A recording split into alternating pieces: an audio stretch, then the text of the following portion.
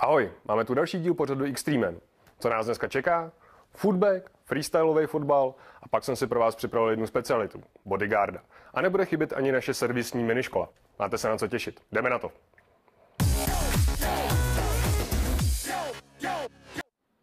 A mým dalším hostem je Pavel Batel. Bodyguard, trenér, co ještě? Průvodce. Průvodce. A vlastně teďka i spisovatel. Ale k tomu se dostaneme. Prosím tebe, ty jsi začínal jako bodyguard nebo jakým způsobem? Ano, v podstatě ano, tak bodyguard a bojové umění, to je tak nějak dohromady.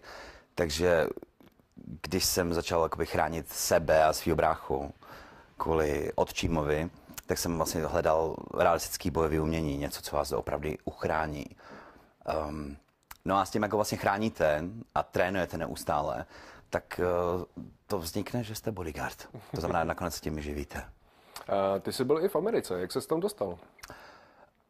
No tak, to je, už mě to tady štvalo a ty první věc a hlavně chtěl jsem si splnit svůj sen. Já jsem vždycky chtěl trénovat systém Bruce Leeho. To znamená, že můj sen byl navštívit jeho nejlepší přátelé, trénovat s ním a navštěvovat akademie Jeet Kune Do, tak se jmenuje ten systém. Poznat mistry Wing Chunu, protože když jsou to Číňani, tak ty nejslavnější, nebo ty hodně slavný, žijou ve Spojených státech. Jednoduše to znamená mít svoji martial arts journey, jakoby cestu za bojovým uměním. To je celkem zajímavý příběh. Jak vlastně dlouho ti to trvalo, než se s tomu takhle dostal a přepracoval? Co přesně? Myslím jakoby tu tvoji cestu, protože vlastně tohle to asi není jen tak, nebo se rozhodl ze dne na den, že prostě balím kufry a jedu do států a jdu zatím? No v podstatě ano, v podstatě jednoduše řekněme, že se vám nedaří, nebo řekněme, že vám umřou blízký členové rodiny, potom, já nevím, rozjedete se s přítelkyní, nevím, navalí se to na vás, tak nějak cítíte, že prostě chcete začít znova. No a nejlepší samozřejmě odjet na druhý konec světa. To znamená, že, no, takže to je prostě, to bylo jakoby shoda náhod. A podařilo se ti setkat s těma lidma, co jsi chtěl? Podařilo. Potkal jsem největší legendy bojových umění. Trénoval jsem s nima, s některýma díl, s některýma míň. Ano, bylo to fascinující. Co ti to přineslo do života? Jo, to je vynikající otázka. Já jsem pochopil, tady jsem potkal ty lidi, co je to, co z vás dělá legendu. Jo, protože vlastně já jsem o nich slyšel v České republice. Jakoby četl jsem o nich v magazínech. A vlastně nakonec jsem s nima trénoval. Poznal jsem je zblízka. A mě hrozně zajímalo, co je to, že vlastně jakoby, že jsou známí po celém světě, že jestli jsou tak dobrý, nebo jestli ovládají nějaký tajemný styl boje, nebo co to je. A nakonec vlastně pochopíte, včetně jakoby světových celebrit, který jsem hlídal, že to, co z vás dělá legendu, je způsob, jakým si věříte. Jakoby vy věříte, že jste legenda, úplně naplno, bez jakýkoliv brzd, a takhle to prodáváte vlastně lidem, takhle to podáváte a lidi vám věří. A prostě jednoduše vlastně, proč to říkám, protože hodně z těch legend bojových umění, žádné legendy nebyly. Oni neovládali žádný tajný styl.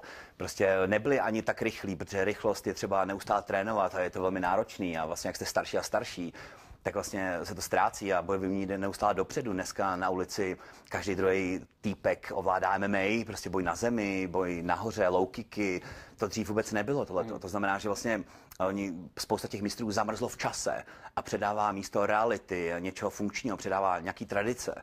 To je pěkný v tom, že 5 let následujete tady toho pána s těmi tradicemi a pak vlastně nosíte jeho barvy, ale neznamená to, že budete ovládat jakoby nějaký perfektní bojový umění. Prostě to je všechno sebepoznání, cesta.